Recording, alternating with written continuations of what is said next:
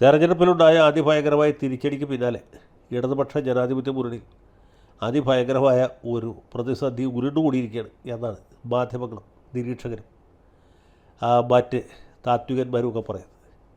അതെന്താ വെച്ചാൽ പ്രതിപക്ഷ ഉപനേതാവിൻ്റെ പദവി CPIക്കാർ അവകാശപ്പെട്ടിരിക്കുകയാണ്. ഇടതുപക്ഷ ജനാധിപത്യ മുന്നണി 1979 രൂപീകൃതമായ ഒരു സംവിധാനമാണ്. അതിന് ഒരു നേതാവ് എല്ലാ സമയത്തും ഉണ്ടാകും. അത് ഒന്നുകിൽ പ്രതിപക്ഷ നേതാവായിരിക്കും, അല്ലെങ്കിൽ മുഖ്യമന്ത്രിയായിരിക്കും. ഇടതുപക്ഷ ജനാധിപത്യ മുന്നണിക്ക് ഒരു കൺവീനറുണ്ടാവും, അതും CPIക്കാരനായിരിക്കും. ഈ മുന്നണി നേതാവും CPIക്കാരനായിരിക്കും. ഉപനേതാവിൻ്റെ ഒരു പദവി ആസിറ്റീസ് ഉണ്ടായിരുന്നില്ല. നിയമസഭയിൽ പ്രതിപക്ഷത്തിരിക്കുമ്പോൾ പ്രതിപക്ഷ ഉപനേതാവ് മിക്കവാറും CPIക്കാരനായിരിക്കും. അപ്പോൾ EK നായനാർ പ്രതിപക്ഷ നേതാവായിരുന്നപ്പോഴും CPIക്കാരനായിരുന്നു ഉപനേതാവ്. VS അച്യുതാനന്ദൻ പ്രതിപക്ഷ നേതാവായിരുന്നപ്പോഴും അങ്ങനെ തന്നെയായിരുന്നു. പിണറായി വിജയൻ പ്രതിപക്ഷ നേതാവായിരിക്കുമ്പോഴും പ്രതിപക്ഷ ഉപനേതാവ് CPIക്കാരനായിരിക്കണം എന്നാണ് CPMൻ്റെ ശാഠ്യം. അതിലൊരു വിട്ടുവീഴ്ചയ്ക്ക് അവർ തയ്യാറില്ല. വേറെ എന്ത് വിട്ടുകൊടുത്താലും ഉപനേതൃത്വം കൊടുക്കാൻ CPM തയ്യാറില്ല. ഇപ്പോൾ ഉപനേതൃത്വം കൊടുത്താൽ ഇനി ഉപമുഖ്യമന്ത്രി സ്ഥാനം കൊടുക്കണം. ഇനി അഥവാ CPMനും CPIക്കും അവർ ഉൾപ്പെട്ട ഇടതുമുന്നണിക്കും രാജ്യത്തിൻ്റെ ഭരണാധികാരമൊക്കെ കിട്ടിയാൽ നമ്മുടെ ജോൺ ബ്രിട്ടാസോ മറ്റോ ഇന്ത്യൻ പ്രധാനമന്ത്രിയായാൽ ആ സമയത്ത് ആരായിരിക്കും ഉപപ്രധാനമന്ത്രി എന്ന് ചോദിച്ചാൽ അതിന് CPIക്കാർ അവകാശവാദം ഉന്നയിക്കും എന്നാണ് അവർ ഭയപ്പെടുന്നത്. അതുകൊണ്ട് അനാവശ്യമായ ഒരു കീഴ്വഴക്കം ഉണ്ടാക്കാൻ CPM തയ്യാറില്ല. CPIക്കാരാണെങ്കിൽ അങ്ങനെയല്ല. ഇപ്പോൾ CPM അല്പം ദുർബലമായിട്ടിരിക്കുന്ന സമയമുള്ളൂ. CPMൻ്റെ പ്രമുഖ നേതാക്കന്മാർ മിക്കവരും പരാജയപ്പെട്ടു. ആ പ്രതിപക്ഷ സ്ഥാനത്ത് പിണറായി സഖാവുള്ള അദ്ദേഹത്തിന് പ്രായാധിക്യം സാമാന്യത്തിൽ അധികം ബാധിച്ചിട്ടുണ്ട്. നിയമസഭയിൽ ഏതാണ്ട് പുള്ളി വളരെ കൗതുകരമായ അവസ്ഥയിലാണ് ഇരിക്കുന്നത്. കഴിഞ്ഞ ദിവസം സാക്ഷാൽ ബാലഗോപാൽ തന്നെ അദ്ദേഹത്തോട് സഖാവ് എന്തെങ്കിലും ഒന്ന് പറയൂ, ഇത് കേട്ടോണ്ടിരിക്കില്ലേ എന്ന് പറഞ്ഞ് കുത്തി എഴുതിപ്പിക്കുന്ന രംഗം നമ്മൾ കണ്ടു. നമ്മൾ ഗ്രാമ്യ ഭാഷയെ പറഞ്ഞാൽ അദ്ദേഹത്തിന് അത്തും പിത്തും പോയി എന്നാണ് എനിക്ക് തോന്നുന്നത്. ഇതിന് ആയുർവേദത്തിൽ വേറൊരു പേരുണ്ട്, ഞാനിവിടെ പറയാൻ ആഗ്രഹിക്കുന്നില്ല. നിങ്ങൾ അടുത്തുള്ള ഏതെങ്കിലും വൈദ്യന്മാരെ ചോദിച്ചാൽ അവർ പറഞ്ഞുതരും. അപ്പോൾ അങ്ങനത്തെ ഒരു അവസ്ഥയിലേക്ക് നമ്മുടെ പ്രതിപക്ഷ നേതാവ് അഥവാ മുൻ മുഖ്യമന്ത്രി അതുപോലെ മുൻ കേരള ചക്രവർത്തി എത്തിച്ചേർന്നിരിക്കുകയാണ്.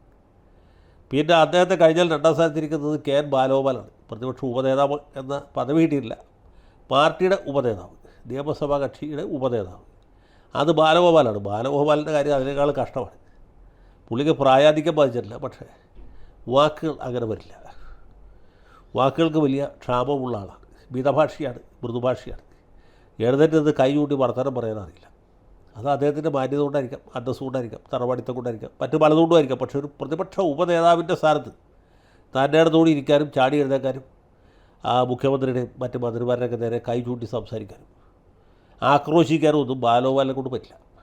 അതാണ് അദ്ദേഹത്തിൻ്റെ ഒരു പരിമിതി, അദ്ദേഹത്തിൻ്റെ പരാധീനത, അല്ലെങ്കിൽ അദ്ദേഹത്തിൻ്റെ തറവാട്ട് മഹത്വം, അതും അല്ലെങ്കിൽ അദ്ദേഹത്തിൻ്റെ ആ ഒരു ആഭിജാത്യം. പ്രതിപക്ഷ നേതൃസ്ഥാനം വെച്ചാൽ ചെറിയ സംഗതിയല്ലല്ലോ. കേരളത്തിൽ ഗടാഗടിയന്മാരായിട്ടുള്ള പല പ്രതിപക്ഷ നേതാക്കന്മാരെ നമ്മൾ കണ്ടിട്ടുണ്ട്. ഉദാഹരണത്തിന് PT ചാക്കോ, പിന്നീട് നമ്മുടെ K Karunakaran, VS Achuthanandan, EK Nayanar, അങ്ങനെ ഉമ്മൻചാണ്ടി, ഒരുപാട് പേരുണ്ടായിട്ടുണ്ട്. ആ ഒരു നിലവാരത്തിലേക്ക് എത്താനായിട്ട് അതിന് ബാലഗോപാലിനെ കൊണ്ട് സാധിക്കില്ല. ബാലഗോപാൽ എത്ര ശ്രമിച്ചാലും പറ്റില്ല. പിണറായി വിജയൻ്റെ ഇടയ്ക്ക് നല്ല കാലം കഴിഞ്ഞു, അദ്ദേഹത്തിന് തീരെയും പറ്റാതെ. പിന്നെ മരിക്കുന്നവരെ സർക്കാർ മന്ദിരത്തിൽ താമസിക്കണം. ആ ഒരു ഔദ്യോഗിക സ്ഥാനത്തിന് തന്നെ മരിക്കാവൂ എന്ന് ശാഠ്യമുള്ളതുകൊണ്ട് മാത്രമാണ് പുള്ളി ഈ പ്രതിപക്ഷ നേതൃസ്ഥാനം വിട്ടുകൊടുക്കാത്തത്. ഇനി വിട്ടുകൊടുത്താലും അത് ഏറ്റെടുത്ത് നടത്താൻ കഴിവ് പ്രാപ്തിയുള്ള ഒരാളും പാർട്ടിക്കകത്തില്ല. പിണറായി മാറിയാൽ ബാലഗോപാലിനെ പ്രതിപക്ഷ നേതാവാക്കാൻ പറ്റുമോ? അത് പറ്റില്ല. സജി ചെറിയാനെ പറ്റുമോ? അതും പറ്റില്ല. C രവീന്ദ്രനാഥിനെ പ്രതിപക്ഷ നേതാവാക്കാൻ പറ്റുമോ? അതും സാധിക്കില്ല. പിന്നെ യോഗ്യനായിട്ടുള്ള ഒരാളുണ്ട്, അത് ഇനി സ്വജനപക്ഷപാതം എന്ന് ചീത്തപ്പേര് നമ്മുടെ മുഹമ്മദ് റിയാസിനെ എൻഫോഴ്സ്മെൻറ്റുകാർ എപ്പോഴും കൊണ്ടുപോകാം, അതും പറയാൻ പറ്റില്ല. അപ്പോൾ ഇങ്ങനെയൊക്കെ ഒരുപാട് പരാധീനതകൾ ആ പാർട്ടി അനുഭവിക്കുന്നുണ്ട്. ആ ഒരു ഗ്യാപ്പിലാണ് CPIക്കാർ എന്താണ് നമുക്ക് ഉപനേതൃത്വം കിട്ടണം എന്ന ഡിമാൻഡുമായിട്ട് വന്നിട്ടില്ല. CPMക്കാർ ജീവിച്ചിരിക്കും, തല്ലി കൊന്നാൻ സമ്മതിക്കില്ല. പിണറായി വിജയനല്ല ആ സ്ഥാനത്ത് ആര് വന്നാലും. പാർട്ടി CPM ആണെങ്കിൽ ഒരു കാരണവശാലും ഉപനേതൃത്വം വിട്ടുകൊടുക്കില്ല, എനിക്ക് ഉറപ്പാണ്. പക്ഷേ CPIക്കാർക്ക് ചെയ്യാവുന്നൊരു കാര്യമുണ്ട്. അതെന്താ വെച്ചാൽ പ്രതിപക്ഷ ഉപനേതൃത്വം അല്ല ചോദിക്കേണ്ടത്, പ്രതിപക്ഷ നേതൃത്വം തന്നെ ചോദിക്കണം. ഇപ്പോഴത്തെ പോലെ നിർജ്ജീവമായൊരു പ്രതിപക്ഷം കേരള നിയമസഭയുടെ ചരിത്രത്തിൽ ഉണ്ടായിട്ടില്ല. അപ്പോൾ സഖാവ് ആചാര്യ ചെയ്യാവുന്നൊരു കാര്യം, അദ്ദേഹം സഖാവ് PS ശ്രീനിവാസനെ ഒരു മാതൃകയായിട്ട് സ്വീകരിക്കണം. പി എസിൻ്റെ പഴയ നിയമസഭാ പ്രസംഗങ്ങൾക്കൊന്ന് വായിക്കണം.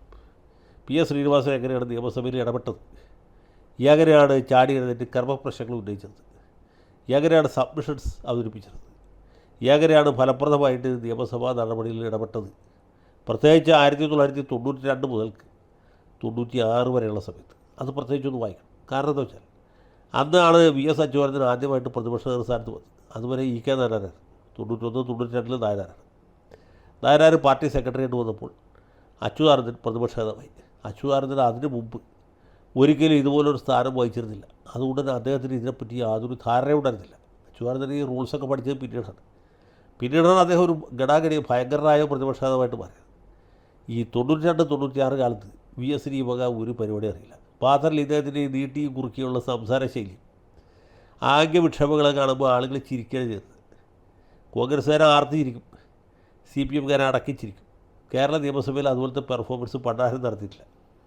അപ്പോൾ ഇദ്ദേഹം ഒരു പരിഹാസപാത്രമായി മാറിക്കൊണ്ടിരിക്കുന്നു എന്ന തോന്നലുണ്ടായപ്പോൾ ഈ പ്രതിപക്ഷ സ്ഥാനം ഏറ്റെടുത്ത 2 പേരാണ്. ഒന്ന് ബേബി ജോണാണ്. ബേബി ജോൺ സകല കലാവല്ലഭനാണ്. ഏതാണ്ട് പി ടി ചാക്കോയുടെയൊക്കെ നിലവാരത്തിലുള്ള അല്ലെങ്കിൽ അതിനേക്കാളും ഗംഭീരമായിട്ടുള്ള ഒരു പാർലമെൻറ്ററിയനായിരുന്നു ബേബി ജോൺ. അതുപോലെ തന്നെ നല്ലൊരു ഭരണകർത്താവ്. അപ്പോൾ ബേബി ജോൺ അതിശക്തമായിട്ട് പ്രതിപക്ഷ നേതൃസ്ഥാനം ഏറ്റെടുത്തു. ഒപ്പം സഖാവ് പി എസ് ശ്രീനിവാസനും ഏറ്റെടുത്തു. ശ്രീനിവാസനും ഇതുപോലെ ഭരണ ദുരന്തരാണ്, കഴിവ് തെളിയിച്ച പാർലമെൻറ്ററിയനാണ്. അദ്ദേഹത്തിൻ്റെ സകല ചട്ടങ്ങളും കീഴ്വഴക്കങ്ങളും അറിയാം. അപ്പോൾ കൃത്യമായിട്ട് എഴുന്നേറ്റ് കാര്യങ്ങൾ അവതരിപ്പിച്ചു. അങ്ങനെ ഒരു വലിയ പരിധിവരെ കരുണാകരനെ പിന്നീട് വന്ന് എ കെ ആന്റണിയെ നിയമസഭയിൽ നേരിടാനായിട്ട് ഇവർക്ക് സാധിച്ചു. പി എസിന് സാധിച്ചു, ബേബി സാറിന് സാധിച്ചു. വി എസിനെ കൊണ്ട് സാധിച്ചില്ല. വി എസ് പിന്നീട് ഇതൊക്കെ പഠിച്ച് പാസ്സായി വന്നത്. അപ്പോൾ കെ രാജന് ചെയ്യാവുന്നൊരു കാര്യമാണ്. ഒരു സംശയവും വേണ്ട. രാജൻ ഇത് 3ാമത്തെ തവണ MLA ആവുന്ന ആളാണ്. ഒരു തവണ ഭരണബെഞ്ചിൽ MLA ആയിട്ടിരുന്നു. അടുത്ത തവണ 5 കൊല്ലം മന്ത്രിയായിട്ട് ഭരിച്ചു. അവിടുത്തെ നടപടിക്രമങ്ങളറിയാം, ചട്ടങ്ങളറിയാം.